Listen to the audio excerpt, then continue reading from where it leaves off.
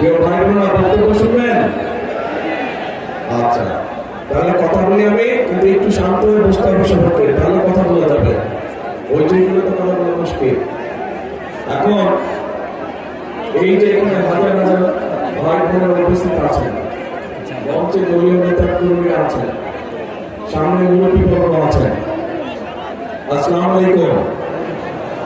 আসসালামু আলাইকুম। ভালো আছেন সবাই? আচ্ছা, প্রথমেই আমি আপনাদের কাছে ক্ষমা চেয়ে নিচ্ছি, কারণ আমাদের এখানে আসার কথা ছিল 6টার সময়, আমরা এসেছি এখন কটা বাজে? 12টা বেজে গেছে। 12টা বাজে, 12টা সাড়ে 12টা বেজে গেছে নাকি?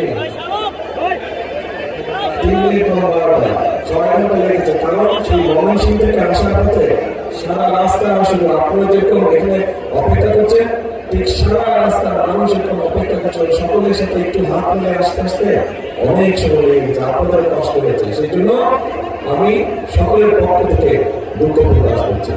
এখন প্রিয় ভাই বোনেরা, রাত তো অনেক হয়ে গেছে, কথা লম্বা করে লাভ নাই।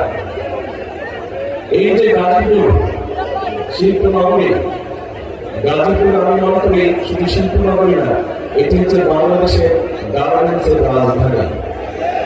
গার্মেন্টস নগরী বা গার্মেন্টসের রাজধানী। এখন এই গার্মেন্টসে আমাদের লক্ষ লক্ষ মা বোনেরা কাজ করে, ভাইরাও কাজ করে এখানে। এই গার্মেন্টস শিল্প কে এনেছিল বাংলাদেশে জানেন আপনারা? কে এনেছিল বলেন তো? জিয়া রহমান, শহীদ রাষ্ট্রপতি জিয়া রহমান এই গার্মেন্টস শিল্পকে বাংলাদেশে নিয়ে এসেছিলেন। তার ফলে লক্ষ লক্ষ মানুষের কর্মসংস্থানের ব্যবস্থা হয়েছে, মা বোনদের কর্মসংস্থানের ব্যবস্থা হয়েছে।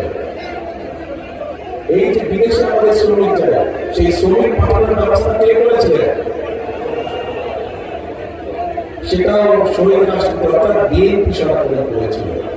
তারপরে যে আজকে মা বোনরা যে ফ্রি শিক্ষা, আমাদের মেয়েরা যে ফ্রি শিক্ষা পায় স্কুলে, সেই ক্লাস 1 থেকে ইন্টারমিডিয়েট পর্যন্ত, এটাকে করেছিল বলেন তো? খালেদা জিয়া।